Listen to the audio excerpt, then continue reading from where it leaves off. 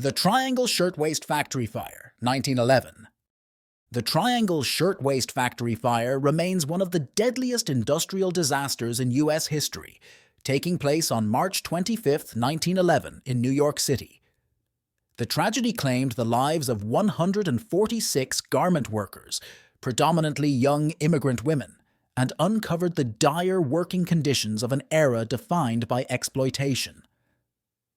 The fire became a catalyst for labor reform, reshaping workplace safety regulations and empowering the labor rights movement.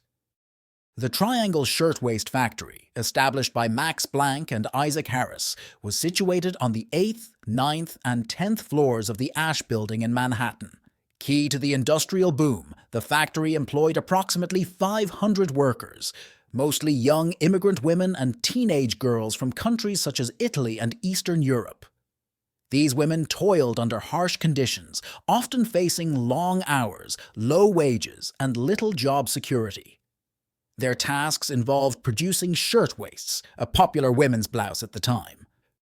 The Triangle Shirtwaist Factory mirrored common issues in industrial workplaces at the time.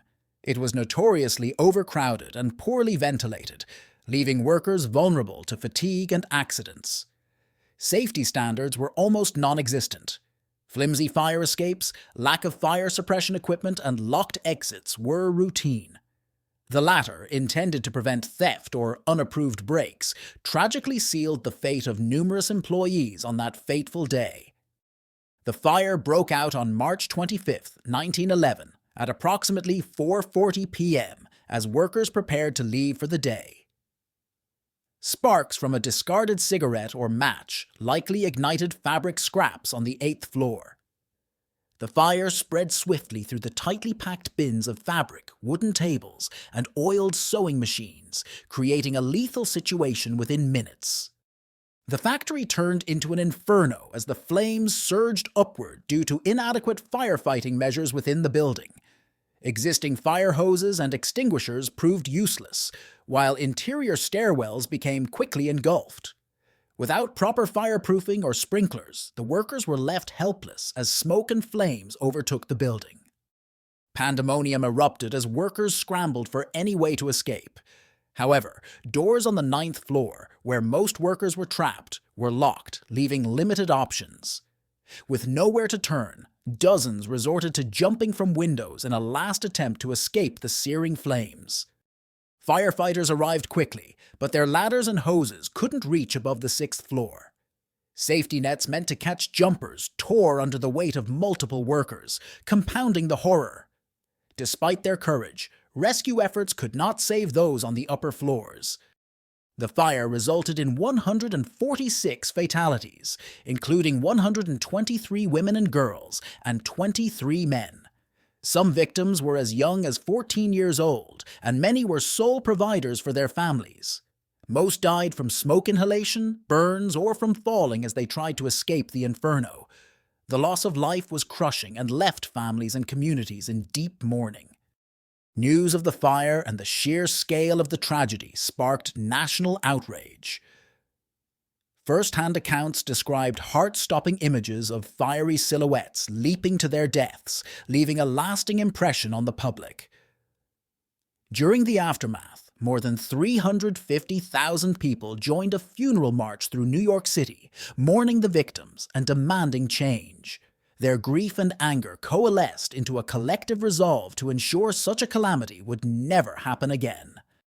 The factory's owners, Max Planck and Isaac Harris, faced charges of manslaughter for keeping exit doors locked. In court, the prosecution failed to prove the owners had knowingly locked the doors during the fire, resulting in their acquittal.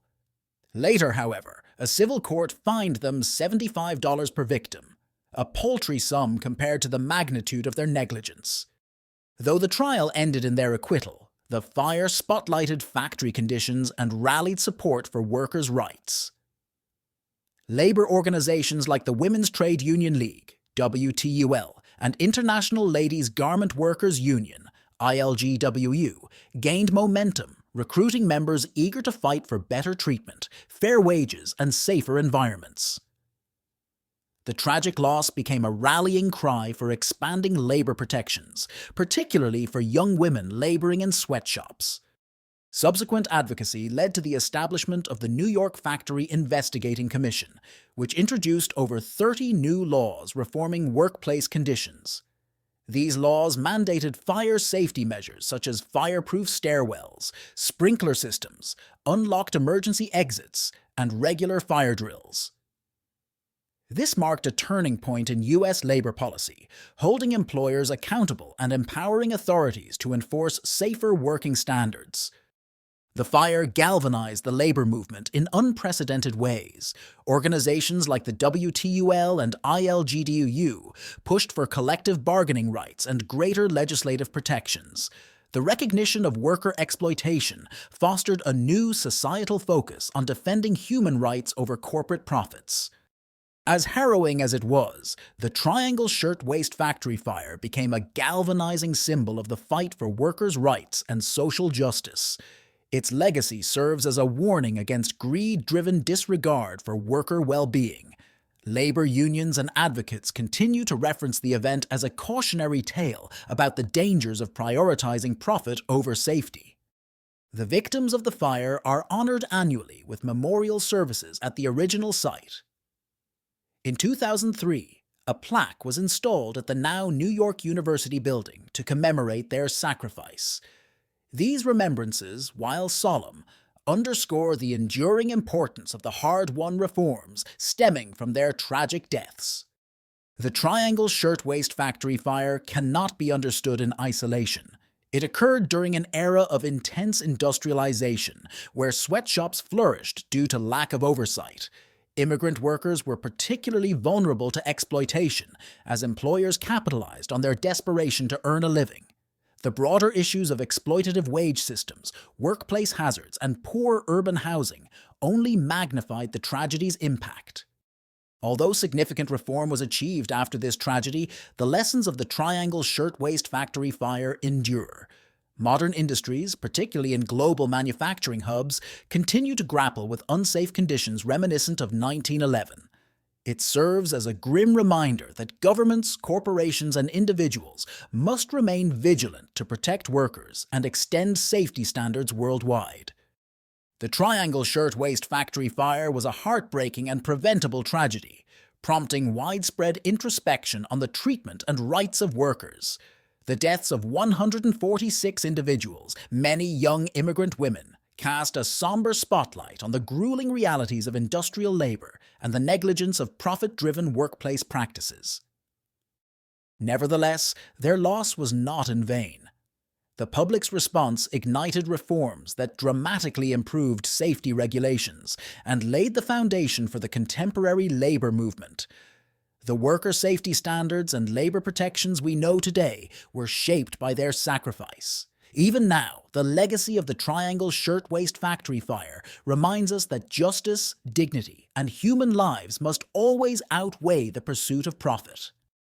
Through memorials, education, and continued vigilance, the voices of the victims echo through generations, advocating for safer workplaces and a just world for all laborers.